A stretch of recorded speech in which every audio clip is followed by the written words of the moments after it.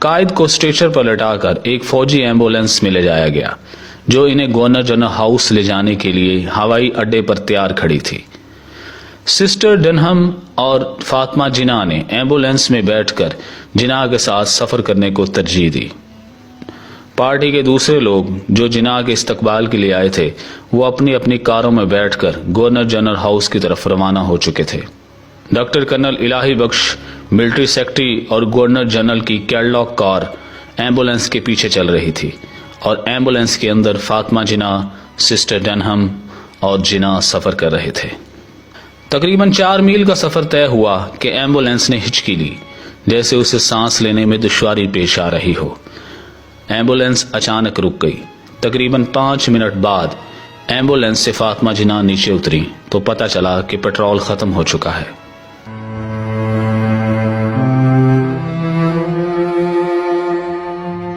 Driver بے چینی سے انجن کو دیکھنے لگا مگر انجن سٹارٹ نہ ہو سکا۔ یہ شدید گرمی کا دن تھا۔ فاطمہ جناح گھبرا کر ایمبولینس میں داخل ہوئیں تو دیکھا جناح نے بمشکل سے اپنے ہاتھ کو حرکت دی اور سوالیہ نظروں سے فاطمہ جناح کی طرف دیکھا کہ کیا ہوا ہے۔ فاطمہ جناح نے جناح کے چہرے کے پاس جھک کر کہا، ایمبولینس کا انجن خراب ہو گیا ہے۔ تو جناح نے آنکھیں بند کر لی۔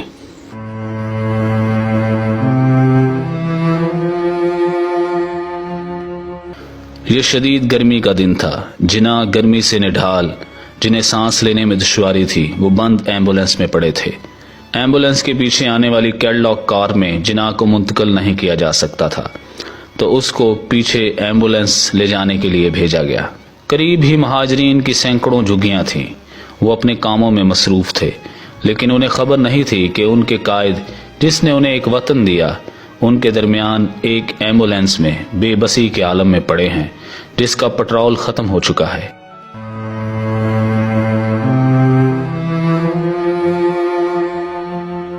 تقریباً 1 گھنٹہ اسی کشمکش اور کرب میں گزرا کہ 1 گھنٹے کے بعد ایک اور ایمبولینس آئی۔ اس ایمبولینس میں جناح کو منتقل کیا گیا اور انہیں بالآخر گورنر جنرل ہاؤس کی طرف روانہ کیا گیا۔ ڈاکٹر کرنل الہی بخش کی گھڑی کے مطابق انہیں ماڑی پور ایئرپورٹ سے اترے ہوئے 2 گھنٹے سے زیادہ کا وقت ہو چکا تھا اور 2 گھنٹے کوئٹہ سے کراچی پہنچنے میں لگے تھے۔ 2 گھنٹے ہی ماڑی پور ایئرپورٹ سے گورنر جنرل ہاؤس پہنچنے میں لگے۔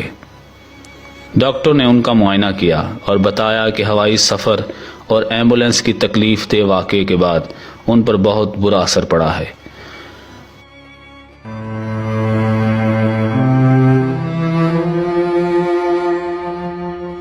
جناح جلد ہی گہری نیند سو گئے اور ڈاکٹر یہ کہتے ہوئے گورنر جنرل ہاؤس سے چلے گئے کہ وہ تھوڑی دیر بعد واپس آ جائیں گے۔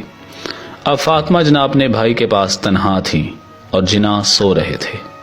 فاطمہ جناح دعائیں کر رہی تھی کہ اے خدا، کاش میری زندگی میرے بھائی کو لگ جائے۔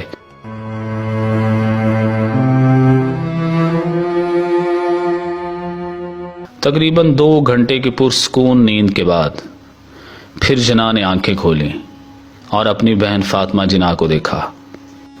جناح نے اپنی بہن فاطمہ جناح کی آنکھوں میں دیکھا اور اپنی تمام تر توانائیوں کو اکٹھا کر کے کہا، فاتی، خدا حافظ، لا الہ الا اللہ محمد رسول اللہ۔ ان کا سر آہستگی سے دائیں جانب ڈھلک گیا اور ان کی آنکھیں بند ہو گئیں۔ فاطمہ جناح چیختی چلاتی ہوئی کمرے سے دوڑتی ہوئی باہر آئیں، ڈاکٹر، ڈاکٹر، میرا بھائی مر رہا ہے، ڈاکٹر کہاں ہے؟ چند ہی منٹ میں ڈاکٹر وہاں پہنچ گئے۔ وہ معائنہ کر رہے تھے اور انجیکشن دے رہے تھے اور فاطمہ جناح وہاں بے حس و حرکت گمسم کھڑی تھی۔ پھر فاطمہ جناح نے دیکھا کہ قائد اعظم رحمت اللہ علیہ کا جسم سر سے پاؤں تک ایک سفید چادر سے ڈھانپ دیا گیا۔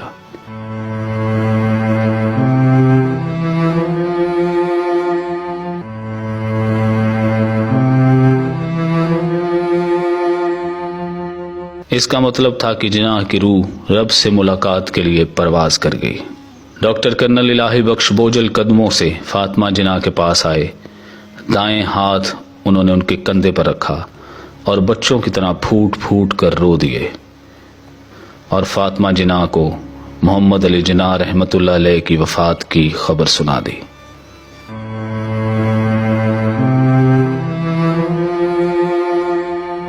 ان کے انتقال کی خبر ہر طرف پھیل گئی اور لوگ جوگ در جوگ گورنر جنرل ہاؤس میں داخل ہو گئے۔ فاطمہ جناح بے حس و حرکت اپنے بھائی کے پاس زمین پر بیٹھی تھیں کہ ایک بزرگ خاتون نے ان کے پاس آ کر ان کے گلے لگ کر نہایت آہستگی سے ان کے کان میں کہا، اِنَّ لِلَّهِ وَإِنَّ إِلَيْهِ راجعون۔